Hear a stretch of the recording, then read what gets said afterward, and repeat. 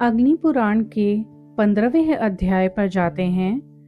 अग्निदेव जी कह रहे हैं, ब्राह्मण, जब युधिष्ठिर राज सिंहासन पर विराजमान हो गए, तब धृतराष्ट्र गृहस्थ आश्रम से वानप्रस्थ आश्रम में प्रविष्ट होकर वन में चले गए, अथवा ऋषियों के एक आश्रम से दूसरे आश्रम में होते हुए वे वन को गए। उनके साथ देवी गांधारी और प्रथा कुंती भी थी। विदुर जी दावानल से दग्ध हो स्वर्ग से धारे। इस प्रकार भगवान विष्णु ने पृथ्वी का भार उतारा और धर्म की स्थापना तथा अधर्म का नाश करने के लिए पांडवों को निमित्त बनाकर दानव, दैत्य आदि का संहार किया। तत्पश्चात भूमि का भार बढ़ाने वाले यादव कुल का भी ब्राह्मणों के शाप के बहाने मूसल के द्वारा संहार कर डाला। अनिरुद्ध के पुत्र वज्र को राजा के पद पर अभिषिक्त किया। तदंतर देवताओं के अनुरोध से प्रभास क्षेत्र में श्रीहरि स्वयं ही स्थूल शरीर की लीला का संवरण करने के लिए अपने धाम को पधारे। वे इंद्रलोक और ब्रह्मलोक में स्वर्गवासी देवताओं द्वारा पूजित होते हैं। बलभद्र जी शेषनाग के स्वरूप थे, अतः उन्होंने पाताल रूपी स्वर्ग का आश्रय लिया। अविनाशी भगवान श्री हरि ध्यानी पुरुषों के ध्येय है। उनके अंतर्धान हो जाने पर समुद्र ने उनके निजी निवास को छोड़कर शेष द्वारकापुरी को अपने जल में डुबा दिया।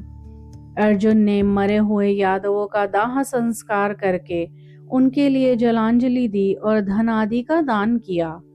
भगवान श्रीहरि की रानियों को, जो पहले अप्सराएं थी और अष्टावक्र के शाप से मानव रूप में प्रकट हुई थी, लेकर हस्तिनापुर को चले। मार्ग में डंडे लिए हुए ग्वालों ने अर्जुन का तिरस्कार करके उन सबको छीन लिया। यह भी अष्टवक्र के शाप से ही संभव हुआ था। इससे अर्जुन के मन में बड़ा शोक हुआ। फिर महर्षि व्यास के सांत्वना देने पर उन्हें यह निश्चय हुआ कि भगवान श्री कृष्ण के समीप रहने से ही मुझ में बल था।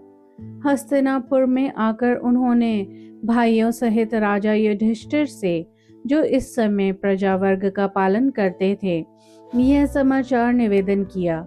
वे बोले, भ्राता, वही धनुष है, वे ही बाण हैं, वही रथ है और वही घोड़े हैं, किंतु भगवान श्री कृष्ण के बिना सब कुछ उसी तरह नष्ट हो गया जैसे अक्षोत्रियों को दिया हुआ दान। यह सुनकर धर्मराज युधिष्ठिर ने राज्य पर परीक्षित को स्थापित कर दिया।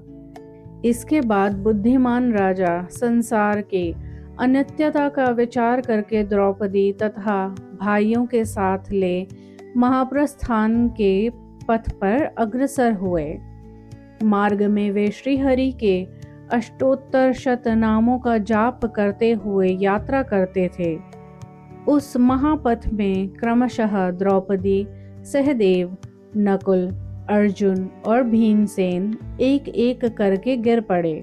इससे राजा शोक मग्न हो गए। तदंतर वे इंद्र के द्वारा लाए हुए रथ पर आरूढ़ हो भाइयों सहित स्वर्ग को चले गए। वहां उन्होंने दुर्योधन आदि सभी धृतराष्ट्र पुत्रों को देखा। तदंतर उन पर कृपा करने के लिए अपने धाम से पधारे हुए भगवान वासुदेव का भी दर्शन किया। इससे उन्हें बड़ी प्रसन्नता हुई। यह मैंने तुम्हें महाभारत का प्रसंग सुनाया है।